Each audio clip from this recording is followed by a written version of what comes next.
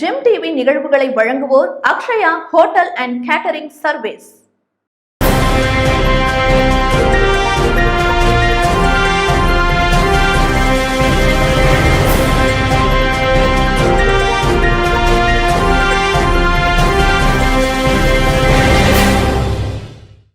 வணக்கம். ஜெம் முதன்மை நிகழ்வுகள். உள்நாட்டில் கச்சா எண்ணெய் எரிவாயு உற்பத்தியை அதிகரிக்க கவனம் செலுத்தப்படும். மத்திய அமைச்சர் ஹர்தீப் சிங் பூரி பேட்டி. கொரோனாவால் இறந்தவர்களுக்கு உரிய முறையில் இறப்பு சான்றிதழ்கள் வழங்க வேண்டும். சென்னை உயர்நீதிமன்றம் உத்தரவு. தமிழகத்தில் தடுப்பூசி போட மக்கள் தயாராக இருப்பதால் கூடுதலாக வழங்க வேண்டும். மக்கள் நல்வாழ்வுத்துறை அமைச்சர் மா சுப்பிரமணியன் பேட்டி. நெல் கொள்முதல் நிலையங்களில் இடைத்தரகர்கள் குறுக்கீட்டை தடுக்க வேண்டும். எதிர்க்கட்சித் தலைவர் எடப்பாடி பழனிசாமி வலியுறுத்தல். தம்பி சூர்யாவை அச்சுறுத்தினால் எதிர் விளைவுகள் மோசமாக இருக்கும். பாஜகவிற்கு சீமான் எச்சரிக்கை. வளிமண்டல மேலடுக்கு சுழற்சி காரணமாக 8 மாவட்டங்களில் கனமழை பெய்ய வாய்ப்பு. சென்னை வானிலை மையம் தகவல்.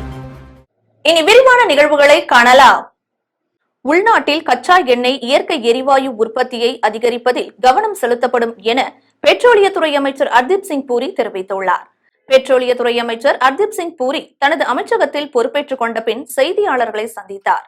அப்போது பேசிய அவர், இந்திய பொருளாதாரத்தை 5 லட்சம் கோடி டாலராக உயர்த்துவதில் எரியாற்றல் வளங்களும் அவற்றின் நுகர்வும் தலையாய இடத்தை பெற்றுள்ளதாக குறிப்பிட்டார். 2030ஆம் ஆண்டுக்குள் நாட்டின் முதன்மையான ஆற்றல் வளங்களில் இயற்கை எரிவாயுவின் பங்கை 15 விழுக்காடாக அதிகரிக்கும் வகையில் செயல்பட உள்ளதாக தெரிவித்தார். மேலும் நாட்டின் எண்ணெய் எரிவாயு தேவையில் 77 விழுக்காடு இறக்குமதியை சார்ந்தே உள்ளதாகவும், உள்நாட்டு உற்பத்தியை அதிகரிப்பதன் மூலம் 2022 ஆகஸ்டுக்குள் இதை 10 விழுக்காடு குறைக்க வேண்டும் என உலக எரியாற்றல் மாநாட்டில் பிரதமர் மோடி பேசியது குறிப்பிடத்தக்கது. கொரோனாவால் இறப்போரின் குடும்பத்தினர் நிவாரணம் பெற உரிய இறப்பு சான்றிதழ் தருவதை உறுதி செய்ய சென்னை உயர்நீதிமன்றம் அறிவுறுத்தியுள்ளது. உரிய முறையில் இறப்பு சான்றிதழ்கள் வழங்குவதை உறுதி செய்ய தமிழ்நாடு அரசுக்கு உயர்நீதிமன்றம் உத்தரவிட்டுள்ளது. கொரோனாவால் இறப்பு என சான்றிதழ் தரப்படாததால் குடும்பத்தினர் உரிய நிவாரணம் பெற முடியவில்லை என உயர்நீதிமன்றத்தில் மனு தாக்கல் செய்யப்பட்டது. கொரோனா தொற்று பாதித்து உயிரிழந்தவர்களுக்கு கொரோனாவால் உயிரிழந்தார் என சான்றிதழ் வழங்கப்படாததால் அவர்களின் குடும்பத்தினரால் உரிய நிவாரண உதவிகளை பெற இயலவில்லை என சென்னை உயர்நீதிமன்றத்தில் வழக்கு தொடரப்பட்டது.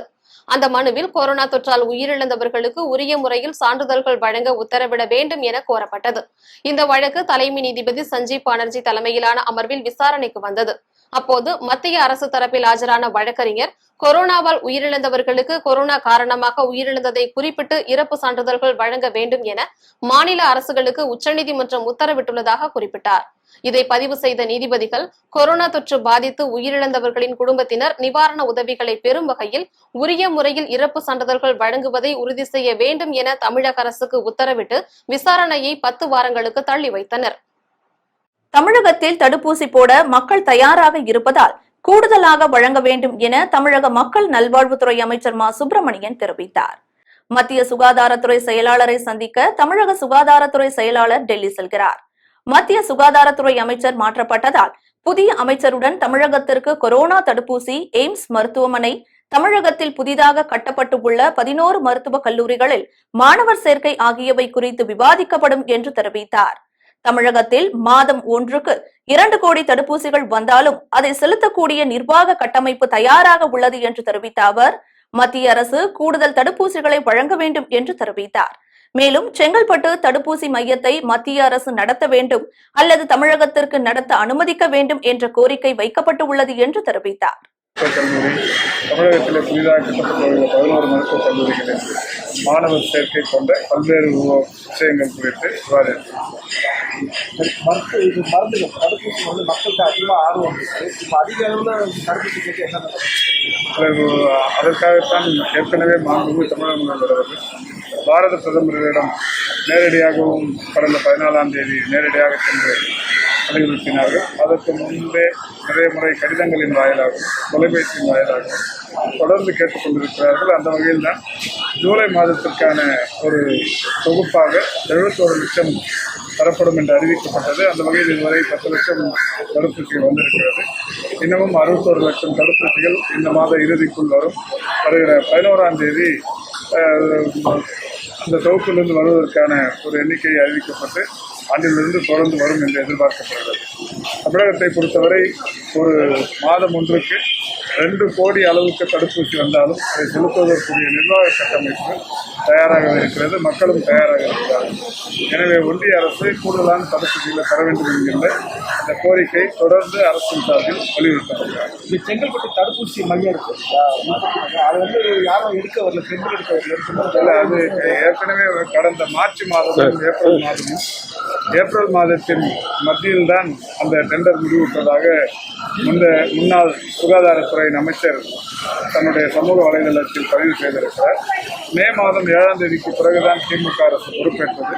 வணக்கத்துக்குரிய தமிழகத்தின் முதல்வர் அவர்கள் நேரடியாகவே அந்த HLL தடுப்பூசி மையத்திற்கு சென்று பார்வையிட்டதோடு மட்டுமல்லாமல் அடுத்த நாளே அலுவலர்களுடான கூட்டத்தை நடத்தி அதற்கு பிறகு இன்றைக்கு அந்த தடுப்பூசிகள் அந்த HLL தடுப்பூசி மையத்தை மத்திய அரசு நேரத்தில் நடத்த வேண்டும் அல்லது தமிழக அரசு நடத்துவதற்கான உரிமத்தை வழங்க வேண்டும் என்கிற கோரிக்கை வைக்கப்பட்டது. நேரடி நெல் கொள்முதல் நிலையங்களில் இடைத்தரகர்கள் குறுக்கீட்டை தடுத்து நெல் கொள்முதலை தீவிரப்படுத்த அரசு நடவடிக்கை எடுக்க வேண்டும் என சட்டமன்ற எதிர்க்கட்சித் தலைவர் எடப்பாடி பழனிசாமி வலியுறுத்தியுள்ளார். இதுகுறித்து சட்டமன்ற எதிர்க்கட்சித் தலைவர் எடப்பாடி பழனிசாமி வெளியிட்டுள்ள அறிக்கையில், டெல்டா மாவட்டங்களைச் சேர்ந்த திமுக நிர்வாகிகள் ஆளும் கட்சியினர் என்ற அதிகாரத்தை பயன்படுத்தி தாங்கள் டோக்கன் கொடுக்கும் விவசாயிகளிடம் மட்டும்தான் நெல் கொள்முதல் செய்ய வேண்டும் என அதிகாரிகளை மிரட்டுவதாக செய்திகள் வெளியாகி வருவதாக தெரிவித்தார். பல விவசாயிகள் 20 நாட்கள் காத்திருந்தும் ஆளும் கட்சியினரின் கருணை பார்வை இல்லாததால் நெல்லை விற்பனை செய்ய முடியாமல் துன்பத்தை அனுபவித்து வருவதாகவும் குற்றம் சாட்டியுள்ளார். இடைத்தரகர்களை முதலமைச்சர் உடனடியாக கட்டுப்படுத்தி அனைத்து நெல் கொள்முதல் நிலையங்களிலும் நெல் கொள்முதலை விரைவுபடுத்த வேண்டும் என எடப்பாடி பழனிசாமி வலியுறுத்தியுள்ளார். ஒளிப்பதிவு சட்ட திருத்தத்திற்கு எதிர்ப்பு தெரிவித்த நடிகர் சூர்யாவுக்கு ஆதரவாக நாம் தமிழர் கட்சியின் தலைமை ஒருங்கிணைப்பாளர் சீமான் தனது ட்விட்டர் பக்கத்தில் பாஜகவிற்கு எச்சரிக்கை விடுத்துள்ளார். மத்திய அரசு கொண்டு வந்துள்ள ஒளிப்பதிவு சட்ட திருத்தத்திற்கு எதிராக நாடு முழுவதும் உள்ள சினிமா நட்சத்திரங்கள் கடும் எதிர்ப்பை பதிவு செய்து வருகின்றனர். இந்நிலையில் இந்த சட்டத்திற்கு எதிராக நடிகர் சூர்யா தனது கருத்தை பதிவு செய்திருந்தார். இதை எதிர்த்த தமிழக பாஜக இளைஞரணி நடிகர் சூர்யாவிற்கு எதிராக கண்டன தீர்மானத்தை நிறைவேற்றி இருக்கிறது. இந்நிலையில் பாஜகவை எதிர்த்தும் நடிகர் சூர்யாவிற்கு ஆதரவாகவும் நாம் தமிழர் கட்சியின் தலைமை ஒருங்கிணைப்பாளர் சீமான் குரல் கொடுத்துள்ளார். இதுகுறித்து அவர் தனது ட்விட்டர் பக்கத்தில், எங்களை தாண்டித்தான் தம்பி சூர்யாவை நெருங்க முடியும். தம்பி சூர்யா தனியொரு நபரென நினைத்துக் கொண்டு மத்தியில் இருக்கும் அதிகார பின்புலத்தை கொண்டு அவரை அச்சுறுத்தவோ மிரட்டவோ முனைந்தால் அது மோசமான எதிர்விளைவுகளை தரும் என எச்சரிக்கிறேன் என அறிக்கை ஒன்றை பதிவிட்டுள்ளார். தமிழகத்தில் வளிமண்டல மேலடுக்கு சுழற்சியால் இன்று 8 மாவட்டங்களில் கனமழை பெய்ய வாய்ப்பு உள்ளது என வானிலை ஆய்வு மையம் தகவல் தெரிவித்துள்ளது. நீலகிரி, கோவை, தேனி, வேலூர், ராணிப்பேட்டை, திருவள்ளூர், திருவண்ணாமலை, விழுப்புரத்தில் கனமழை பெய்ய வாய்ப்பு உள்ளதாக கூறப்பட்டுள்ளது. வளிமண்டல மேலடுக்கு சுழற்சி மற்றும் வெப்பச்சலனத்தால் 8 மாவட்டங்களில் கனமழை பெய்யக்கூடும் என சென்னை வானிலை ஆய்வு மையம் தெரிவித்துள்ளது. நீலகிரி, கோவை, தேனி, வேலூர், ராணிப்பேட்டை, திருவள்ளூர், திருவண்ணாமலை, விழுப்புரம் மாவட்டங்களில் கனமழையும் பிற மாவட்டங்களில் மிதமான மழையும் பெய்யக்கூடும். நாளை நீலகிரி, கோவை உள்ளிட்ட 12 மாவட்டங்களில் கனமழையும் பிற மாவட்டங்களில் மிதமான மழையும் பெய்யக்கூடும். ஜூலை 10 முதல் 12 வரை நீலகிரி, கோவை, தேனி, கன்னியாகுமரி மாவட்டங்களில் கனமழை முதல் மிக கனமழையும், மேற்கு தொடர்ச்சி மலையை ஒட்டிய பிற மாவட்டங்களில் மிதமான மழையும் பெய்யக்கூடும். நீலகிரி, கோவை, தேனி மாவட்டங்களின் மலைப்பகுதிகளில் கனமழையால் மண்சரிவு ஏற்படக்கூடும் என்றும் எச்சரிக்கப்பட்டுள்ளது. சென்னையில் அடுத்த 2 நாட்களில் சில பகுதிகளில் லேசான மழை பெய்யக்கூடும் என குறிப்பிடப்பட்டுள்ளது. ஜூலை 9 முதல் 12 வரை குமரிக்கடல், மன்னார் வளைகுடா பகுதிகளுக்கு மீனவர்கள் செல்ல வேண்டாம் என்றும் அறிவுறுத்தப்பட்டுள்ளது. விளம்பர இடைவேளைக்கு பின் ஜெம் நிகழ்வுகள் தொடரும்.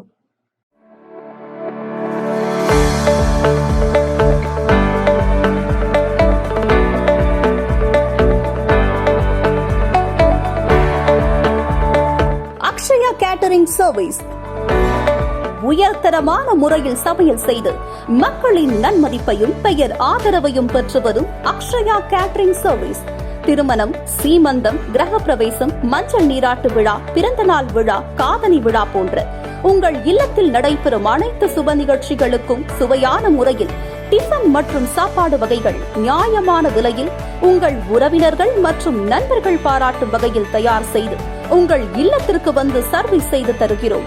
உங்கள் ஆதரவை நாடும் அக்ஷயா கேட்டரிங் சர்வீஸ்.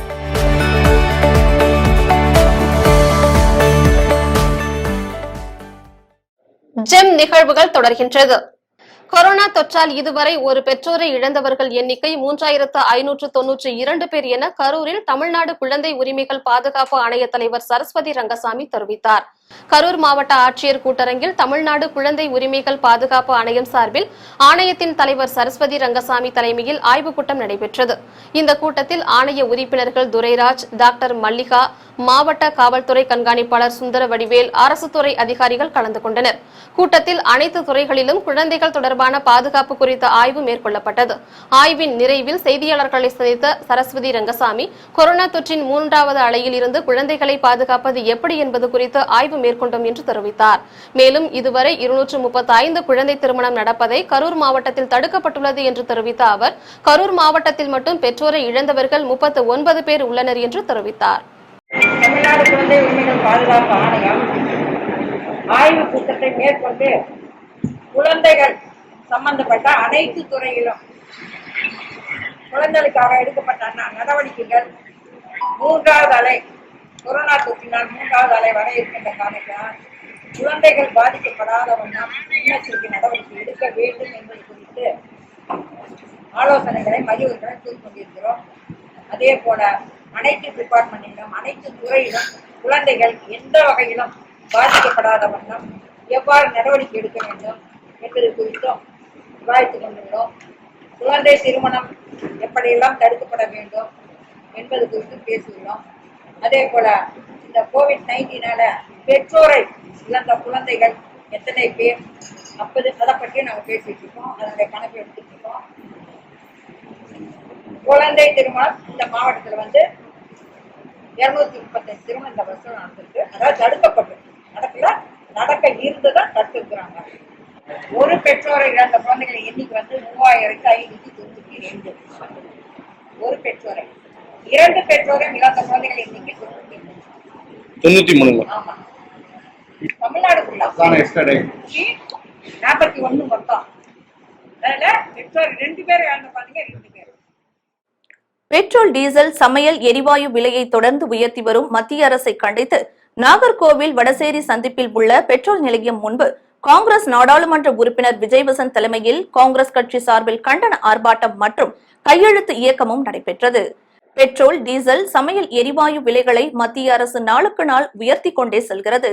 இதற்கு அனைத்து அரசியல் கட்சிகளும் பல்வேறு தரப்பினரும் கடும் கண்டனங்களை தெரிவித்து வருகிறார்கள். இவ்வாறு பெட்ரோல், டீசல், சமையல் எரிவாயு விலைகளை தொடர்ந்து உயர்த்தி வருவதால் இல்லத்தரசிகள், பொதுமக்கள் என அனைத்து தரப்பினரும் கடுமையாக பாதிக்கப்பட்டு வருகிறார்கள்.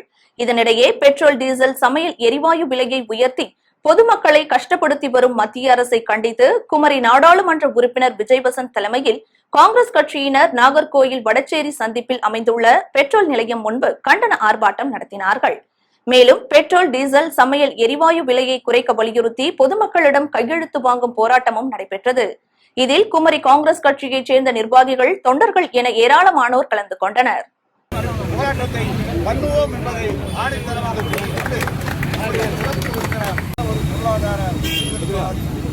அவர் பிரதமராக இருந்தபொழுது உலக நாடுகளில் உலக நாட்டில் மாவட்ட முழுமைக்கு எல்லா பகுதியிலும் நிலைமையிலே இருந்து கொண்டிருக்கிறார்கள். அதன் வசந்தமான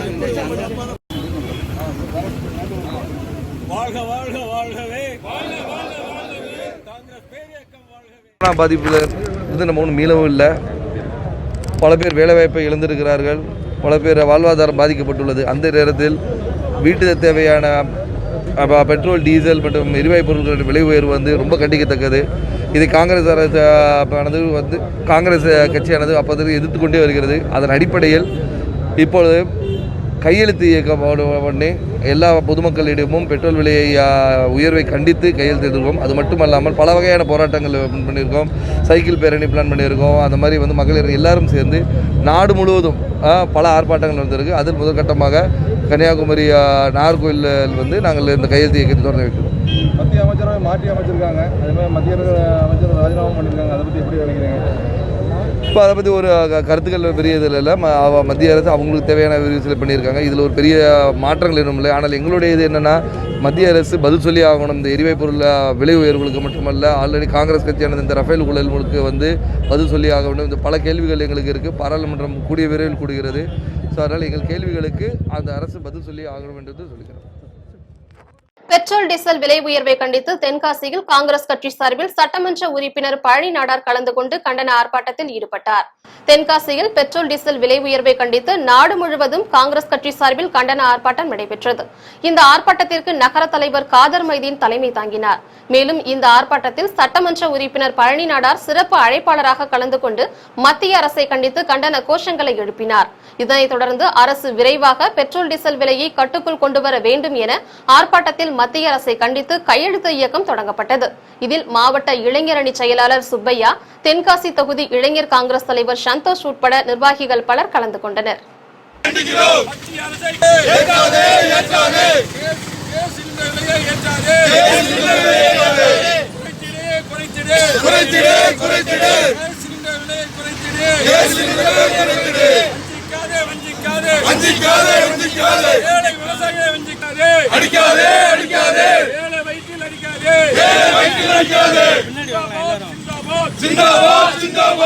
சோனியா காந்தி ஜிந்தாபாத்,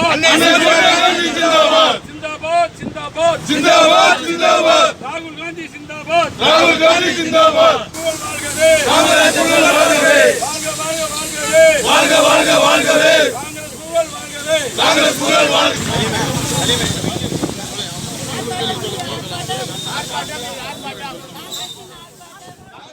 முசிறியில் அகில இந்திய காங்கிரஸ் தரப்பில் பெட்ரோல் டீசல் விலை உயர்வை கண்டித்து கண்டன ஆர்ப்பாட்டம் நடைபெற்றது. திருச்சி மாவட்டம் முசிறி கைகாட்டியில் பெட்ரோல் டீசல் கேஸ் விலை உயர்வை கண்டித்து மத்திய அரசை கண்டித்து காங்கிரஸ் கட்சியினர் ஆர்ப்பாட்டத்தில் ஈடுபட்டனர். இந்த ஆர்ப்பாட்டத்திற்கு முசிறி நகர தலைவர் சுரேஷ் ஆர்ட்ஸ் தலைமை தாங்கினார். இந்த ஆர்ப்பாட்டத்தில் கச்சா எண்ணெய் குறைந்து வரும் தருணத்திலும் பெட்ரோல் டீசல் விலை உயர்வை மத்திய அரசு கட்டுக்குள் கொண்டு வராமல் ஏழை எளிய மக்களின் வயிற்றில் அடிப்பது கண்டனத்திற்குரியது என காங்கிரஸ் கட்சியினர் கோஷங்களை எழுப்பினர். இதில் முசிறி நெசவாளர் மாவட்ட தலைவர் சீனிவாசன், வட்டார பொறுப்பாளர் ஜெயபிரகாஷ், வழக்கறிஞர் காமராஜ், நகர செயலாளர் கணேசன் உட்பட பலர் கலந்து கொண்டனர்.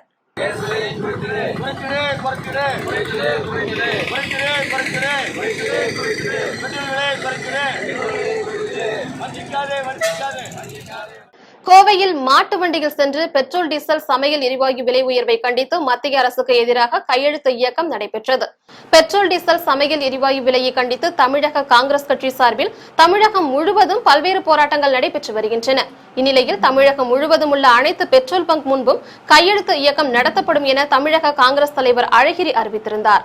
அதன் ஒரு பகுதியாக கோவையில் காந்திபுரம் பகுதியில் உள்ள பெட்ரோல் பங்க் முன்பு நடைபெற்ற ஆர்ப்பாட்டத்திற்கு தமிழக காங்கிரஸ் கட்சியின் செயல் தலைவர் மயூரா ஜெயக்குமார் மாட்டு வண்டியில் சென்று கையெழுத்து இயக்கத்தை தொடங்கி பொதுமக்களிடம் மத்திய அரசுக்கு எதிராக கையெழுத்து பெற்று ஆர்ப்பாட்டத்தில் ஈடுபட்டார்.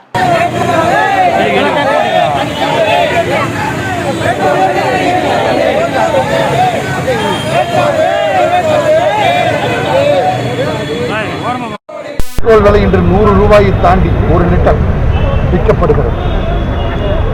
சர்வதேச அளவிலே கச்சா எண்ணெயினுடைய விலை குறைந்து வருகின்ற போதிலும் இந்தியாவில் மற்றும் மோடியினுடைய சர்க்கார் கலால் விலையை குறைக்காமல் கடுமையான விலையேற்றத்திற்கு இப்போது அவர்கள் வழிவகை செய்து கொண்டு வருகிறார்கள். பெட்ரோல் விலை என்பது ஒரு நடுத்தர வர்க்கத்தினுடைய அடிப்படை ஆதாரமாகவே பார்க்கப்படுகிறது. ஒரு இடத்திற்கு சென்று அவர்கள் ஏதாவது சம்பாதிப்பதற்கான சூழ்நிலை ஏற்படுத்த வேண்டும் என்றால் பெட்ரோல் என்பது கட்டாயமாக ஒன்றாக கருதப்படுகிறது. இந்த வேளையிலே 100 ரூபாயை தாண்டி போகிறது பெட்ரோல் விலை உயர்வு. மோடியினுடைய அரசு இதை கண்டுகொள்ளாமல் அடித்தள மக்களை வயிற்றில் அடிக்கின்ற போக்கினை கையாண்டு வருகிறார்கள். இன்று காங்கிரஸ் கட்சி நாடு முழுவதும் பெட்ரோல் வங்கிகள் முன்னாடி பெட்ரோல் விலையை உயர்த்துவதை கண்டித்து ஆர்ப்பாட்டம் நடத்தியும் வருகின்ற வாடிக்கையாளர்கள் மற்றும் பொதுமக்களிடம் இந்த விலை உயர்வை திரும்ப பெறக்கோரி கையெழுத்து இயக்கம் நாங்கள் நடத்தி வருகிறோம். அம்பாசமுத்திரம் அருகே அரசு ஆரம்ப சுகாதார நிலையத்தில் சுடர் கழக உதவி ஆளுநர் சங்கர நாராயணன் தலைமையில் தடுப்பூசி முகாம் நடைபெற்றது. தமிழகத்தில் கொரோனாவின் தாக்கம் அதிகரித்து வரும் நிலையில் பல்வேறு பகுதிகளில் தடுப்பூசி முகாம் நடைபெற்று வருகிறது. அதன் ஒரு பகுதியாக நெல்லை மாவட்டம் அம்பாசமுத்திரம் அருகே வைராவி குளத்தில் உள்ள அரசு ஆரம்ப சுகாதார நிலையத்தில் சுழற் கழகம் சார்பில் தடுப்பூசி முகாம் நடைபெற்றது. இந்த முகாமிற்கு சுழற் கழக உதவி ஆளுநர் சங்கர நாராயணன் தலைமை தாங்கினார். இந்த முகாமில் 90 பேருக்கு தடுப்பூசி செலுத்தப்பட்டது. மேலும் மருத்துவமனைக்கு தேவையான மருத்துவம் சம்பந்தப்பட்ட 10 கருவிகள் வழங்கப்பட்டன. இதில் மருத்துவர் பிரவீன்குமார், செயலாளர் சிவசுப்பிரமணியன், வைராவிகுளம் ஆரம்ப சுகாதார நிலைய பணியாளர்கள், சுழற் கழக நிர்வாகிகள் உட்பட பலர் கலந்து கொண்டனர். சோன் 19 உதவியாளர் என்ற முறையில் சிறப்பு விருந்தினராக கலந்து கொண்டேன். அவர்கள் ஏற்பாடு செய்தபடி இந்த அம்பாசமுத்திரம் ரோட்டரி கிளப்பினுடைய உறுப்பினர்களினுடைய தாராள நிதியுதவிகளுடன் பங்களிப்புடனும் இன்று இந்த சப்சென்டருக்கு கோவிட்-19 உபகரணங்கள், சானிடைசர், காய்ச்சல் கண்டறியும் கருவி, வெயிங் மிஷின் மற்றும் பிபி மீட்டர், மானிட்டர், ஒரு ஃபர்னிச்சர், டேபிள், சேர், இது போன்ற நிறைய உபகரணங்கள் இன்று வழங்கப்பட்டுள்ளது. இதில் ஏராளமான ரோட்டரி அங்கத்தினர்கள் கலந்து கொண்டனர். எங்களுடைய Rotary International president Shekhar Mehta அவர்கள் கிட்டத்தட்ட 300 கோடி ரூபாய் அளவிற்கு கோவிட்-19 இந்தியாவிற்கு ரோட்டரி இன்டர்நேஷனல் இருந்து பொருளுதவி செய்து ஆக்சிஜன் கான்சன்ட்ரேட்டர், அனைத்து அரசு ஆஸ்பத்திரிகளிலும் oxygen concentrator, even Tirunelveli medical college ஹாஸ்பிட்டலில் கூட 1.4 crore ஆக்சிஜன் கான்சன்ட்ரேட்டர் கொடுத்துருக்காங்க. அதுபோக Erode Tiruppur hospital oxygen equipped bedded hospital 45 நாள்களுக்குள்ளே கட்டி முடிச்சிருக்காங்க. ஏகப்பட்ட சர்வீஸ், அதாவது போலியோவை எப்படி நாங்கள் தீர்க்கமாக ஒழிப்போம் என்ற சபதத்தில் இருக்கிறோமோ, கொரோனாவை ஒழிப்போம் என்ற சபதத்துடன் ரோட்டரி செயல்பட்டு கொண்டிருக்கிறது. அதற்கு ரோட்டரி கிளப் ஆஃப் அம்பாசமுத்திரம் மிக்க உறுதுணையாக இருந்து நிறைய சர்வீஸ் பண்ணி விடுகிறது. இதற்கு உறுதுணையாக இருந்த மருத்துவ அதிகாரி அவர்களுக்கும் மற்றும் இந்த சென்டரில் உள்ள அனைத்து முன்கள பணியாளர்களுக்கும் எங்களுடைய ரோட்டரி சார்பாக நன்றியினை தெரிவித்துக். வேதாரண்யம் அருகே ஆயக்காரன்புலம் கடைத்தெருவில் இந்திய மார்க்சிஸ்ட் கம்யூனிஸ்ட் கட்சி சார்பில் கண்டன ஆர்ப்பாட்டம் நடைபெற்றது. பழங்குடி மக்களின் உரிமை குரல் சமூக போராளி அருட்தந்தை ஸ்டேன் சுவாமி மீது பொய் வழக்கு புனைந்து சிறையிலேயே அவரது உயிரை பறித்த ஒன்றிய அரசை கண்டித்து நாகை மாவட்டம் வேதாரண்யம் அருகே ஆயக்காரன்புலம் கடைத்தெருவில் மார்க்சிஸ்ட் கட்சி சார்பில் கண்டன ஆர்ப்பாட்டம் நடைபெற்றது. இதில் மார்க்சிஸ்ட் கட்சியின் ஒன்றிய செயலாளர் அம்பிகாபதி, மார்க்சிஸ்ட் கம்யூனிஸ்ட் கட்சி மாவட்ட செயற்குழு கோவை சுப்பிரமணியன், விவசாய தொழிலாளர் சங்க ஒன்றிய செயலாளர் வெற்றியழகன் உட்பட 50 பேருக்கு மேற்பட்டோருக்கு கண்டன ஆர்ப்பாட்டத்தில் கலந்து கொண்டனர். ஸ்டேன் சாமியார் அவர்களே அரசு செய்த படுகொலைக்காக மார்க்சிஸ்ட் கட்சி சார்பிலே இந்த போராட்டம் நடைபெற்றுக் கொண்டிருக்கிறது. இந்த போராட்டத்தில் இங்கே விடுதலை சிறுத்தை கட்சியினரும் கலந்து கொண்டார்கள். பொதுவாக மக்களுக்கு ஏற்படுகிற பாதிப்புகளுக்கு, ஆதிவாசிகளுக்காக உரிமைகளை பறிக்கப்படுகிற எல்லோருக்குமாக போராடி கொண்டிருந்த 83 வயது முதியவரை அவருக்கு எந்த விதமான அடிப்படை உரிமைகளையும் செய்து கொடுக்காமல், மருத்துவ உதவி செய்யாமல் சிறையிலே வைத்து கொலை செய்திருக்கிற இந்த பாசிச கொடுங்கோல் ஆட்சியை கண்டித்து இந்த போராட்டம் என்பது இந்தியாவும் நடைபெற்றுக் கொண்டிருக்கிறது. அதன் ஒரு பகுதியாக ஆயக்காரன்புலம் கடத்தவர்களே மார்க்சிஸ்ட் கட்சியின் சார்பிலே இந்த போராட்டம் இப்போது நடைபெற்றது. மீண்டும் ஜெம் முதன்மை நிகழ்வுகள். உள்நாட்டில் கச்சா எண்ணெய் எரிவாயு உற்பத்தியை அதிகரிக்க கவனம் செலுத்தப்படும். மத்திய அமைச்சர் ஹர்தீப் சிங் பூரி பேட்டி. கொரோனாவால் இறந்தவர்களுக்கு உரிய முறையில் இறப்பு சான்றிதழ்கள் வழங்க வேண்டும். சென்னை உயர்நீதிமன்றம் உத்தரவு. தமிழகத்தில் தடுப்பூசி போட மக்கள் தயாராக இருப்பதால் கூடுதலாக வழங்க வேண்டும். மக்கள் நல்வாழ்வுத்துறை அமைச்சர் மா சுப்பிரமணியன் பேட்டி. நெல் கொள்முதல் நிலையங்களில் இடைத்தரகர்கள் குறுக்கீட்டை தடுக்க வேண்டும். எதிர்க்கட்சி தலைவர் எடப்பாடி பழனிசாமி வலியுறுத்தல். தம்பி சூர்யாவை அச்சுறுத்தினால் எதிர் விளைவுகள் மோசமாக இருக்கும். பாஜகவிற்கு சீமான் எச்சரிக்கை. வளிமண்டல மேலடுக்கு சுழற்சி காரணமாக 8 மாவட்டங்களில் கனமழை பெய்ய வாய்ப்பு. சென்னை வானிலை மையம் தகவல். இத்துடன் ஜெம் நிகழ்வுகள் நிறைவடைகின்றன. மீண்டும் நிகழ்வுகளை காண ஜெம் டிவியை சப்ஸ்கிரைப் செய்யுங்கள். நன்றி, வணக்கம்.